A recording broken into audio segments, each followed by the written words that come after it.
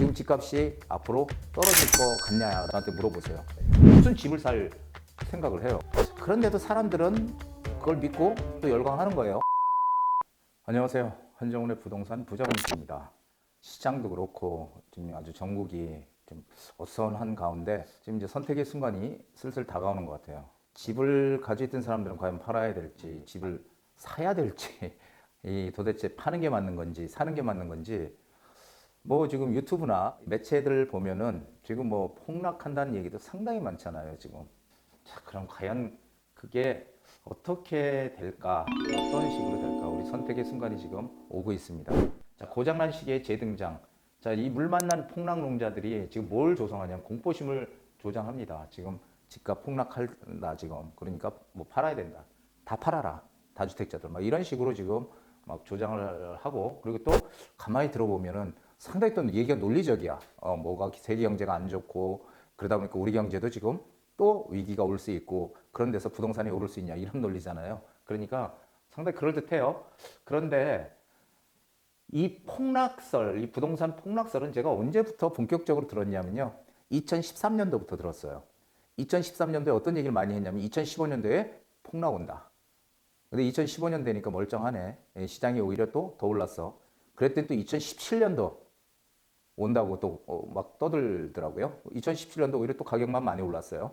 그랬더니 또 2019년도에 온다고 또 계속 2년 단위로 아주 반복인 것 같아요. 반복. 근데 지금 그러다 보니까 그 폭락을 떠드는 사람들이 좀 조용해졌는데 지금 코로나19에 의한 지금 막 경제 위기 설 이런 것들 덕분에 지금 아주 날개를 달았어요. 그래서 지금 막 폭락설이 여기저기서 나오고 있습니다. 그래서 뭐 이거 뭐 30% 40% 떨어지면 사라. 그런데 떨어지기는커녕 부동산 큰 폭으로 상승했다는 거예요. 계속 떨어진다. 떨어지면 사라. 떨어지면 살려고 기다렸지만 반대로 올랐어. 그런데도 사람들은 그걸 믿고 또 열광하는 거예요. 그러니까 참 재밌는 지금 사회라고 저는 생각을 합니다. 최근 코로나발 경제 위기설이 나오자 여기저기서 폭락한다고 다시 재등장했죠. 그래서 지금 제가 요즘 상담을 하면서도 느끼는 게 지금 집값이 앞으로 떨어질 것 같냐라는 얘기를 많이 저한테 물어보세요. 그럴 때마다 믿지 말라고 저는 얘기를 하죠. 자, 맨날 반복되는 이 고장난 시계들이 다시 등장을 했다라는 것을 꼭 인지를 하십시오. 자, 그렇다면 집값이 폭락하면 서민들은 행복할까라는 것이죠. 폭락 30% 40% 폭락하면 사면 싸게 사잖아요. 그러니까 행복할 것 같죠. 하지만 경제 위기로 인한 집값 폭락의 타격은요.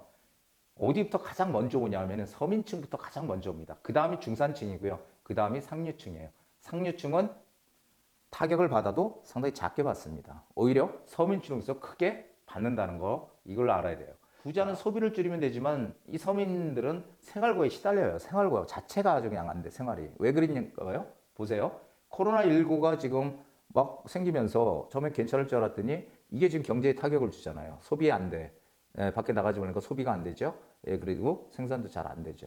이러다 보니까 사람 밖에 안 나가니까 음식점을 비롯해서 모든 직종, 뭐 여행업은 뭐 치명적인 타격을 받았고요. 모든 직종들이 지금 스톱이잖아요. 그러다 보니까 회사에서는 어떻게 해요? 직원들을 자르잖아요. 그거 계속 뭐 손인시를 낼 수는 없으니까 직원들 자르기 시작하고 정부에서는 그 지원해주겠다고 지금 또 하고 있지만 자, 그러면 결국 지금 가장 이 취약계층들부터 타격을 가장 크게 받는 겁니다. 코로나19 사태가 여실히 얘기해 주잖아요. 하지만 지금 돈 많은 부자들은 사실은 그렇게까지 타격을 안 받는다는 거죠. 그렇죠. 왜 그런데 이 폭락한다는 사람들은 이런 얘기를 안 할까 몰라요. 집값 폭락하면 서민은 오히려 집 살 생각조차 못하게 돼요. 왜냐하면 지금보다 경제가 더 안 좋아졌는데 경제가 다 타격을 받아서 오히려 감원되고 감봉되고 더 경제가 안 좋아지고 하는데 월급도 못 받고 오히려 직장도 또 그만둘 수밖에 없는 그런 상황으로 몰리는데 무슨 집을 살 생각을 해요. 30% 40% 빠졌다고 쳐도 결국은 30% 40% 빠진 것도 누가 사요? 돈 있는 사람이 사겠죠. 그런 악순환을 만든다는 겁니다. 그러니까 그런 30% 40% 떨어지면 사라는 얘기는 하지도 말란 얘기예요. 그 되지도 않는 얘기를. 자, 폭락 공포. 주식시장과 부동산 시장이 과연 폭락을 했을 때 어떻게 됐나 한번 볼까요? IMF의 연구 보고서에 의하면은 주식시장이 붕괴가 돼요. 정말 막 큰 폭으로 하락을 해. 주식시장이 어떤 위기에 의해서. 자, 그러면은 몇 프로가 빠졌냐면 평균적으로 실질 주가 하락률이 마이너스 46.5%입니다. 거의 약 50% 조금 못 미쳐 빠졌죠. 거의 50% 빠진다고 보면 되고요. 자, 부동산 시장은요. 마이너스 27.3%, 약 30% 정도가 빠졌더라. 주식은 한 50% 정도 최대 폭이, 하락폭이 50%, 부동산은 30% 빠졌다. 이렇게 보시면 되겠죠. 그런데 재미있는 현상은요. 주식이 붕괴가 됐을 때 다시 회복하는 기간이 2년 반 걸렸다는 거예요. 그런데 부동산 시장은 붕괴 시에 4년이나 걸렸대요. 평균 4년 하락 기간이. 붕괴됐을 때 가격 하락폭은 주식시장보다 작았지만 회복 기간은 주식보다 2배 이상 길었다는 겁니다. 이거 참고로 좀 알아놓으세요. 그래서 근데 결국은 뭐예요? 결국은 어떻게 됐다고? 하락폭은 부동산이 훨씬 적지만 회복이 걸린 시간은 부동산이 훨씬 더 길었다는 거 조금 전에 얘기 드렸죠. 결국은 일정 시점이 지나면 시간이 해결해 준다는 거죠. 일정 시점이 지나면 결국 회복한다. 그래서 요즘 그 주식시장이 많이 빠지니까 지금 막 빚을 내 가지고 주식을 산다. 뭐 삼성전자 주식을 사들인다 이런 얘기도 지금 많이 들리고 있죠. 근데 상당히 빚을 내서 산다는 건 상당히 위험한 발상입니다. 주식이든 부동산이든 빚을 내서 사면 절대 안 되는 거죠. 자, 코로나발 경기 침체가 가져온 시장 변화. 한국은행이 기준금리 0.5% 5% 전격 인하했습니다. 자, 그래서 드디어 우리도 0.75라는 사상 초유의 저금리 시대로 지금 제로금리 시대로 들어왔다는 겁니다. 자, 제로금리 지금 보세요. 경기 침체가 지속이 계속돼서 제로금리 시대로 계속 이렇게 금리가 지금 낮아졌잖아요. 경기 침체가 계속 된다는 전제 조건이 붙는다면 금리가 계속 인하된다는 의미는 이게 앞으로 이 전셋값이 상승할 수밖에 없다는 징조를 얘기해 주는 겁니다. 그래서 코로나19 확산에 따른 전세난을 우려할 수도 있다. 그런데 전제 조건이 이것도 있어요. 장기로 간다면입니다. 장기로 간다면 전세난이 심화될 것이다라는 얘기예요. 장기. 자, 주택 장기로 코로나가 가면은요. 제 생각 제가 지난번에 말씀드렸죠. 코로나가 올해 안에 만약에 해결이 되면은 크게 무슨 그런 위기라든지 이런 것은 없을 것이다. 하지만 이게 만약에 내년 시장까지 계속 지속이 된다면 위기도 우리가 생각해 봐야 돼. 경제 위기도. 근데 그럴 가능성은 저는 한 5% 정도밖에 안 된다고 생각을 해요. 자, 그러면은 코로나가 장기로 간다. 예를 들어서 그렇다면 주택 경기는 당연히 침체할 거고요. 경제 위기가 생기는 거니까. 자, 투자 수요 당연히 위축될 거고 부동산 더 위축될 겁니다. 그렇게 되면은 매매가는 당연히 위축되니까 매매 수요 없잖아요. 매매가 하락할 거고요. 하락. 그러면 어떻게 돼요? 뭔가 투자를 해서 전세를 놔야 되는데 전세 물량이 없어지잖아요. 투자를 안 하니까. 그렇죠? 전세 물량이 지금 없어진 이유도 여러 가지가 있죠. 그 임대 사업자를 내는 바람에 지금 8년 묶인 것도 많고요. 4년 이상 묶인 것도 있잖아요. 그러니까 그런 것들도 이 전세가 상승을 부추깁니다. 그래서 전세 수요가 이제 급등을 하게 되죠. 매매로 살지 않고 집값 떨어지는데 못하러 집사, 전세로 거주하다가 기회를 봐서 사야지. 자, 그래서 전세 수요가 급증을 하면 어떻게 돼요? 당연히 전세값은 상승할 수밖에 없죠. 전세값이 일정 부분 계속 상승하게 돼서 매매가랑 격차가 이렇게 좁혀지게 되면은 어떻게 돼요? 사람들은 다시 이렇게 많이 좁혀졌네? 그럼 내가 실제로 집 사는데 돈 얼마 안 들지? 매매 수요로 다시 전이가 됩니다. 그렇게 되면 매매가 상승. 이런 또 하나의 스토리가 또 전개가 됩니다. 하지만 이거는 가상, 만약에 장기로 간다면을 예를 들어서 제가 말씀드린 거고요. 자, 수도권 아파트 전세가를 한번 보면요. 서울은 지금 59.9% 정도 지금 왔고요. 인천은 조금 떨어졌네요. 인천이 본래 높았는데 67.4%, 경기가 71.5%좀 올랐어요. 전세가가 지금 오르는 지금 그런 상황으로 지금 가고 있다라는 얘기를 드리는 거예요. 서울 같은 경우는 지금 많이 오르죠. 전세가가. 자, 경제 불황에도 부동산이 오르는 이유는 바로 유동성과 저금리입니다. 지금 그 폭락한다고 얘기하는 사람들의 공통적인 말이 뭐예요? 그리고 경제를 조금 안다, 경제 공부를 했다라는 사람들이 하는 얘기는 경제가 엉망인데 무슨 부동산 가격이 오르냐? 경제가 잘 돌아가야 부동산도 오르는 거야. 이렇게 얘기하는 분들 많죠. 그건 너무 지극히 당연한 상식적인 얘기입니다. 하지만 우리가 2013년부터 지금까지 특히 지난해 같은 경우 2% 성장했는데 과연 경기가 좋아서 부동산 가격이 많이 올랐나요? 절대 그거 아니거든요. 경기가 안 좋아도요, 오르는 경우가 있다라는 것입니다. 그게 바로 유동성과 저금리입니다. 경기가 침체한 상황임에도 불구하고 유동성과 저금리가 크다면 저금리가 상당히 계속 이제 저금리 상태로 가고 유동성이 점점 커지는 그런 상황이라면 그 돈들은 부동산 쪽으로 가서 부동산을 끌어올린다라는 얘기입니다. 왜냐하면은 이 시중에 돈들은 많아. 이 돈이 많이 풀려서 그러면 돈들이 저금리고 그러면 이 갈 것 없는 돈들이요. 이게 어디로 가냐는 거예요. 이거는 우리가 실물 자산이라고 인정하고 그리고 또 안전 자산이라고 평가받는 이 부동산 시장 쪽으로 돈들이 흘러갈 가능성이 크다. 그리고 실제로 흘러 들어가고 있다는 거죠. 여태까지. 다는 아니더라도. 자, 그러면은 과거 또 부동산에 대한 이 상승 참여정부 시절에 그랬잖아요. 그렇게 규제 연속 이렇게 했어도 어떻게 됐어요? 5년이 지나니까 서울 집값 56% 올랐고요. 평균. 그리고 강남 3구가 80% 올랐어요. 이게 바로 학습 효과라는 겁니다. 그렇게 때리고 그냥 부동산 꼼짝 마라 하고 했던 정부지만 5년이 지나서 보니까 이렇게 서울이 가장 많이 서울이 올랐다는 거죠. 예, 가장 많이 상승했다. 또 똑같은 전철을 밟을 것이다. 라는 이런 학습 효과가 지금 사람들의 머릿속에 있다는 겁니다. 자, 시장 올바르게 보십시오. 5월까지 일부 금매물 나올 겁니다. 정부에서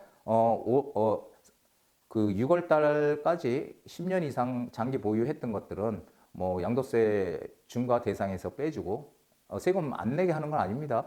양도세 중과 대상에서 빼줄 뿐이고요. 그러니까 일반 세율로 적용을 하고 장기 보유 특별공제도 적용을 해주겠다. 그러니까 그러면은 이제 지금 가뜩이나 이 코로나 사태로 인해서 불안한 심리 그러면서 이 금매물들이 조금 나올 가능성이 커요. 많지는 않지만 일부 나올 가능성이 분명히 있습니다. 왜냐하면 지금 불안한 사람들, 이 심장이 약한 분들은 당장 내놓겠죠?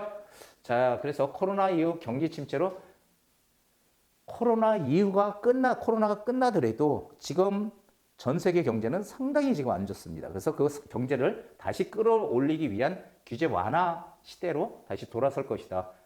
여기서 부동산이 제외될까라는 게 상당히 의문스러워요, 지금.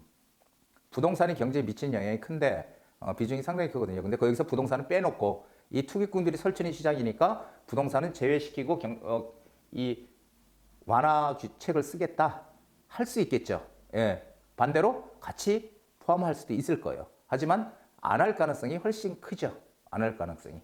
자, 그래서 이것도 우리가 잘 봐야 되는 상황이에요. 부동산은 과연 지금 현 정부에서 완화책을 쓸 때 뺄까, 늘까? 빼면은 어떻게 될까요? 그러면은 그 풍선 효과가 계속 여기저기 번질 겁니다. 그래서 번질 때마다 어떻게 하죠? 다 묶겠죠. 규제로. 묶으면 또 지방으로 가겠죠. 지방 대도시 위주로 가서 또 묶을 거예요. 오르기만 하면 묶을 거예요. 그렇게 되면은 시장이 다 묶이고 나면 그다음부터 다시 풀 겁니다. 하나의 재미있는 스토리인데요. 자, 위기를 기회로 만드는 투자 전략. 부동산 폭락은 없다는 긍정 마인드를 가져야 돼요. 이 폭락이들한테 휘둘리면 안 된다는 거죠. 뭐 폭락하면 사람들이 관심을 가지고 다 이론은 다 있어. 폭락한다는 이론은. 그리고 저처럼 긍정적으로 부동산 안 폭락하지 않는다고 생각하는 사람 막 와서 댓글 막 달아요. 너 미쳤냐? 막 이런 식으로. 하지만 사실은 사실이에요. 제가 여태까지 시장 전망에 대해서 얘기했지만 틀린 적이 없었다는 거죠. 2013년 이후로 항상 저는 오른다고 얘기했고요. 그렇지만 언젠가는 또 하강한다고 얘기를 할 거예요. 반드시 오르는 것만 있는 게 아니니까 부동산은. 단지 아직 시간이 안 됐을 뿐인 거죠. 자, 과거 참여정부의 교훈을 되새기십시오. 참여정부 5년간 어디가 많이 올랐어요? 서울. 그렇죠. 서울에서도 강남권, 강남 3구, 강남권이 가장 많이 올랐다. 그러면 지금은 다를까라는 거죠. 지금도 똑같아요. 우리는 오를 수 있는 이유가 있는 부동산에 투자해야 됩니다. 가격이 싸다고 투자하는 걸 우리가 뭐라 그래요? 그 갭 투자 비슷한 거죠. 그러니까 갭 투자는 한마디로 어떤 호재고 뭐가 아무것도 없는데 전세가가 높아서 투자금이 작게 들어가는 데를 쫓아가서 투자하는 게 갭 투자예요. 그런 지역, 그 풍선 효과 나는 지역들을 쫓아가면서 투자를 하죠. 하지만 그런 것들은 풍선 효과가 꺼지고 나면은 다시 가격은 하락할 수밖에 없습니다. 그러면 어떻게 해야 될까요? 정말 선수라면, 부동산 선수라면, 여기가 풍선 효과 생길 곳이야. 들어가서 꺼지기 전에 팔고 나와야 되는 거죠. 그러면 이익 낼 수 있습니다. 하지만 여러분들 그럼 과연 하실 수 있겠어요? 그것은 힘듭니다. 저도 하기 힘들어요. 자, 그래서 가격이 싸다고 투자하면 안 된다는 거. 가격이 싸다고. 싼 게 비지떡이다라는 얘기 있죠. 이것도 부동산에 똑같이 통용이 되는 얘기입니다.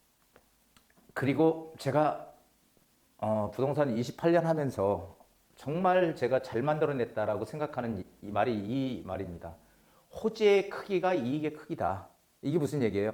내가 뭔가 투자해놨던 지역이나 내가 살던 지역 바로 옆에 바로 옆입니다. 한 정거장 떨어져서가 아니고 바로 옆에 대형 호재가 생겼어. 뭐 지하철이 들어온다든지 아니면 일자리가 대폭 들어온다든지 큰 일자리, 큰 대기업에서 거기다가 뭐 100층짜리 건물을 지어서 일자리를 만든다. 이런 호재, 대형 호재잖아요. 그런 대형 호재, 크기 엄청나게 큰 대형 호재죠. 이런 대형 호재가 있으면 이익도 크게 난다는 거예요. 반대로 우리 집 옆에 어떤 쇼핑몰이 조그만 게 하나 들어와요. 백화점 아니고 쇼핑몰 조그만 게. 없던 게 생겼잖아. 일단 호재잖아요. 편하고. 가격 오를까요, 안 오를까요? 올라요. 아파트값. 하지만 많이 안 올라. 왜냐면 작은 호재이기 때문에. 쇼핑몰 조그만 거 하나 들어오는 건 작은 호재라서. 자, 그래서 큰 호재가 있으면 많이 오르고 작은 호재가 있으면 작게 오른다. 호재의 크기가 이익의 크기입니다. 이거 정말 중요한 얘기예요. 자, 그래서 오늘 이렇게 위기를 기회로 만드는 투자 전략 좀 마음속에 새겨보시고요. 올바른 마인드를 가지셨으면 좋겠습니다. 자, 존 템플턴, 유명한 사람이죠. 자, 비관론이 극에 달할 때 투자하라. 이것이 나의 첫 번째 원칙이다. 이 사람의 원칙이랍니다. 비관론이 극에 달할 때 투자하라. 이게 바로 역발상 마인드예요. 제가 얘기했던 역발상 마인드. 여러분들도 긍정적인 마인드와 역발상 마인드를 같이 가지셔서 남들과 다른 기회를 꼭 잡으시는 시간들이 오래 되셨으면 정말 좋겠습니다. 혹시 그 부동산에 관해서 궁금한 것들이 있으시면요. 링크 해놨거든요. 카페에 들어오시게 되면은 거기에 유료 상담도 있고 무료 상담도 있고 하거든요. 거기다가 간단하게 올려주시면은 제가 답글을 꼭 달아드리도록 하겠습니다. 자, 오늘 여기까지입니다. 고맙습니다. 사자 집을 사자 내 집에 살자